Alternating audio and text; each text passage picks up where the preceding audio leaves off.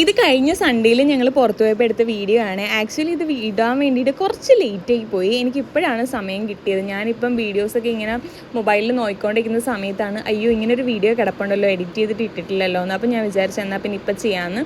അപ്പോൾ ഞങ്ങളിത് കഴിഞ്ഞ സൺഡേയിൽ ഫുഡ് കഴിക്കാൻ വേണ്ടിയിട്ട് പോയപ്പോഴത്തേക്കും എടുത്ത വീഡിയോ ആണ്. എല്ലാ സൺഡേയിലും മിക്കവാറും ഞങ്ങൾ ഒന്നെങ്കിൽ കേരള റെസ്റ്റോറൻറ്റ് അല്ലെന്നുണ്ടെങ്കിൽ വേറെ ഏതെങ്കിലും കടയിലാണ് പോകുന്നത്.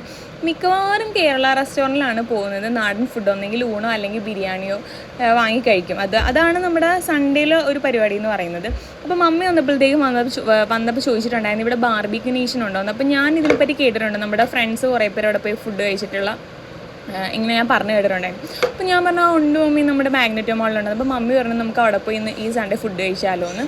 അപ്പം ഇവരെല്ലാവരും പോയി അവിടെ കഴിച്ചിട്ടുണ്ട് ഫുഡ്. ഞാൻ റിക്സനാടനും പോയി കഴിച്ചിട്ടില്ല. റിക്സനാടൻ പോയിട്ടുണ്ടോ എന്ന് എനിക്കറിയില്ല. ഞാൻ എന്തായാലും പോയിട്ടില്ല. മമ്മിയൊക്കെ അവിടെ ദുബായിൽ അവിടെ പോയിട്ടുണ്ട് 2-3 പ്രാവശ്യമൊക്കെ. അപ്പം മമ്മിക്ക് ഒരാഗ്രഹം എന്നെയും കൊണ്ട് അവിടെ പോയി ഫുഡ് വാങ്ങിച്ച് തരണമെന്ന്. അപ്പോൾ അവിടുത്തെ ഫുഡ് എന്നെ കൊണ്ട് കഴിപ്പിക്കണമെന്ന്. അപ്പോൾ ഞങ്ങൾ പറഞ്ഞാൽ പോവാം എന്ന് പറഞ്ഞു. മമ്മിയുടെയാണ് മെയിനായിട്ടുള്ള പ്ലാൻ അവിടെ പോകാൻ വേണ്ടിയിട്ട്.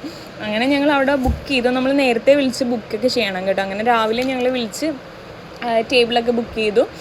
അങ്ങനെ ഞങ്ങൾ ഫുഡ് കഴിക്കാൻ വേണ്ടി പോകാൻ ഇറങ്ങിയതാണ്. അപ്പോൾ അപ്പനും മോനും കൂടെ ആദ്യം തന്നെ ഇറങ്ങി. കാരണം ഞങ്ങൾ കുറച്ച് താമസം ഉണ്ടാവും ഇറങ്ങി വരാൻ വേണ്ടിയിട്ട്. കുറച്ചും കൂടെ റെഡി ആവാനൊക്കെ ഉണ്ടല്ലോ. ഇവർക്ക് ഡ്രസ്സ് വിട്ട് അങ്ങനെ ഇറങ്ങിയാൽ മതിയല്ലോ, നമുക്ക് കുറച്ച് മേക്കപ്പൊക്കെ ചെയ്യാനുണ്ടല്ലോ. അപ്പോൾ ഞങ്ങൾ ഇറങ്ങിയിട്ട് റിക്സനാടനും കൊച്ചും കൂടെ കാറിൽ കയറി ഇരിക്കുമായിരുന്നു. അങ്ങനെ അതേ കയറി കഴിഞ്ഞ് കഴിഞ്ഞാൽ ആൾക്ക് പാട്ട് വേണം. പാട്ട് ഇട്ട് കഴിഞ്ഞാൽ കുറച്ച് നേരമൊക്കെ അടങ്ങിയിരിക്കും കേട്ടോ. അത് കഴിഞ്ഞാൽ പിന്നെയും ബഹളമൊക്കെ തുടങ്ങും. അങ്ങനെ അപ്പം കാലിൽ ഷൂസ് ഇട്ട് കൊടുത്തിട്ടുണ്ടായിരുന്നു. ഇവന് ഷൂസും സോക്സും ഒട്ടും ഇഷ്ടമല്ല ഇടാൻ വേണ്ടിയിട്ട്.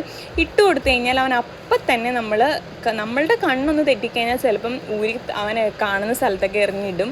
അങ്ങനെ അത് ഇട്ട് കൊടുത്ത ഷൂ ഊരി കൈ പിടിച്ചു. അത് കഴിഞ്ഞപ്പോഴത്തേക്കും ഗൗതം ചേട്ടനെയാണ് വിളിച്ചുകൊണ്ടിരിക്കുന്നത്. നല്ല രസമാണ് കേട്ടോ ഈ വിളി കാണാൻ വേണ്ടിയിട്ട്. പതിയെ പുറകിൽ നിന്നിട്ട് സീറ്റിൻ്റെ ബാക്കിൽ നിന്നിട്ട് ഈ വിരലുകളെല്ലാം കൂടെ വെച്ചിട്ട് ഇങ്ങനൊരു തോണ്ടലാണ് ആൾ തോണ്ടുന്നത്. അങ്ങനെ അവൻ തിരിഞ്ഞു നോക്കുമ്പോൾ ഇവൻ തിരിഞ്ഞു കളയും. അങ്ങനെയാണ് രണ്ടുപേരും കൂടെ ഇരുന്നത്. പിന്നെ അത് കഴിഞ്ഞപ്പോഴത്തേക്കും ഞാൻ വീഡിയോ എടുക്കുന്നത് കണ്ടപ്പോഴത്തേക്കും പിന്നെ ഞാൻ ചെയ്യാൻ പറഞ്ഞിട്ട് അവൻ ചെയ്യുന്നില്ല കേട്ടോ. അത് കഴിഞ്ഞിട്ട് പുറകിൽ സീറ്റ് കെട്ടി കടിക്കാൻ വേണ്ടിയിട്ട് റിക്സനാടൻ്റെ ബാക്കിലെ സീറ്റ് എൻ്റെ ഫ്രണ്ടിൽ ഇരുന്ന് അവൻ കടിച്ചൊരു വഴിയാക്കി വെച്ചേക്കും. റിക്സനാടൻ കണ്ട എന്നെ ഓടിക്കും.